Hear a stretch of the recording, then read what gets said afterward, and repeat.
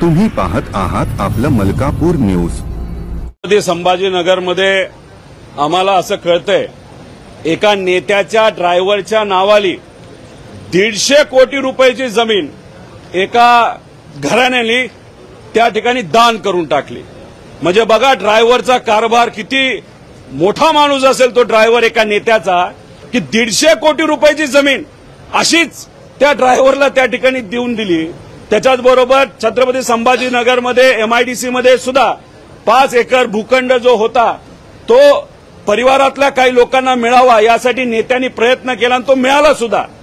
जर नेतेच अशा पद्धतीने त्या ठिकाणी कार्य आणि महापराक्रम करत असतील तर मग कार्यकर्ते आणि आमदार का कमी पडणार। त्यामुळे संजय राऊत साहेबांनी जो मुद्दा त्या ठिकाणी मांडलाय नक्कीच त्याच्या मागे कुठला ना कुठेतरी अभ्यास हा असू शकतो। आणि मग हजारो कोटी रुपये जर अशा पद्धतीने सत्तेत असणारे मंत्री आणि आमदार काढत असतील तर खऱ्या अर्थाने त्याच्यामध्ये खोलात जाऊन लक्ष देण्याची जरूरत आहे। खरं काय हे लोकांसमोर आलं पाहिजे, नाहीतर अशाच पद्धतीने पैशाचा जर तिथं खुलेआम व्यवहार होत असेल, सरकारी जमीन शेतकऱ्याची जमीन जर विकली जात असेल आणि त्यातून जर आमदार आणि नेते आणि पार्टी जर बलाढ्य होत असतील तर मला असं वाटतं की या महाराष्ट्रामध्ये लोकशाही कुठेही राहिली नाही। त्यामुळे जर संजय राऊत साहेब त्या ठिकाणी बोलत असतील तर त्याची शहानिशा झाली पाहिजे। खरं काय हे लोकांपुढे त्या ठिकाणी येणं फार महत्वाचं असं माझ्यासारख्याला वाटतं। डीपीडीसीच्या निधीचं वाटपाचं सूत्र जे आहे ते आता महायुतीचं ठरलेलं आहे। जवळपास पालकमंत्र्यांना 30% डीपीडीसी मधला निधी जाणार आणि 70% हा सत्ताधारी पक्षातल्या आमदारांना वाटला जाणार आहे। यंदा मात्र विरोधी बाकावरच्या आमदारांना निधीच मिळणार नाही डीपीडीसीचा असं काहीसा फॉर्म्युला आपल्याला वाटतं। त्यांना कुठेही अधिकार नाहीये डीपीडीसीचा फंड हा फक्त सत्तेत असणाऱ्या आमदाराला द्यायचा। ते जर त्या पद्धतीने वागणार असतील तर मग मी तुम्हाला सांगतो ज्या पद्धतीने अधिवेशनामध्ये जो काय पास आपल्याला एंट्री पास मिळत होता त्याचा अशोक स्तंभ गेला।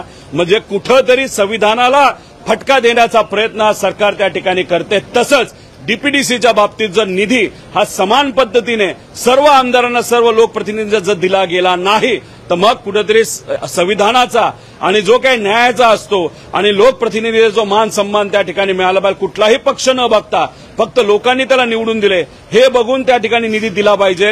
हे जर त्या ठिकाणी पाळलं गेलं नाही तर हे सरकार संविधानाच्या विरोधात आहे असं आमच्या सगळ्यांचं त्या ठिकाणी मत असेल। त्यामुळे कृपा करून या सरकारला विनंती करतो, सर्व पालकमंत्र्यांना विनंती करतो की जो आमदार तिथून निवडून आला तो सत्तेतला असू का नसू समान निधी हा मिळालाच पाहिजे। आणि हीच जी मनमानी आहे पालकमंत्र्यांची ही तशीच चालू राहावी म्हणून आतापर्यंत कुठेही त्या ठिकाणी लोकल बॉडी इलेक्शन झालेलं नाही। शहरात पण आणि ग्रामीण भागामध्ये सुद्धा ह्यांची मनमानी चालावी, पालकमंत्र्यांची मनमानी चालावी म्हणून हे जिल्हा परिषद आणि महानगरपालिका नगरपालिकेचे इलेक्शन होऊन देत नाही। आणि ज्या पद्धतीने मुख्यमंत्री आणि हे जे मोठे मंत्री वागतात तसंच पालकमंत्र्यांना असं वाटतं की त्या जिल्ह्याचे ते मुख्यमंत्री झालेत आणि मनाला वाटेल तसं जो कारभार करत असतील तर हा योग्य ठरणार नाही। त्यामुळे या बाबतीत लोकांना सुद्धा कुठं ना कुठेतरी आम्हाला सगळ्यांना सांगायला लागेल काय पद्धतीने हे सरकार हे एकेखोर पद्धतीने चालू आहे। ताज्या आणि महत्त्वपूर्ण बातम्या पाहण्यासाठी आजच आपलं मलकापूर न्यूज चॅनलला YouTubeवर सबस्क्राईब करा आणि बेल आयकॉनला प्रेस करा।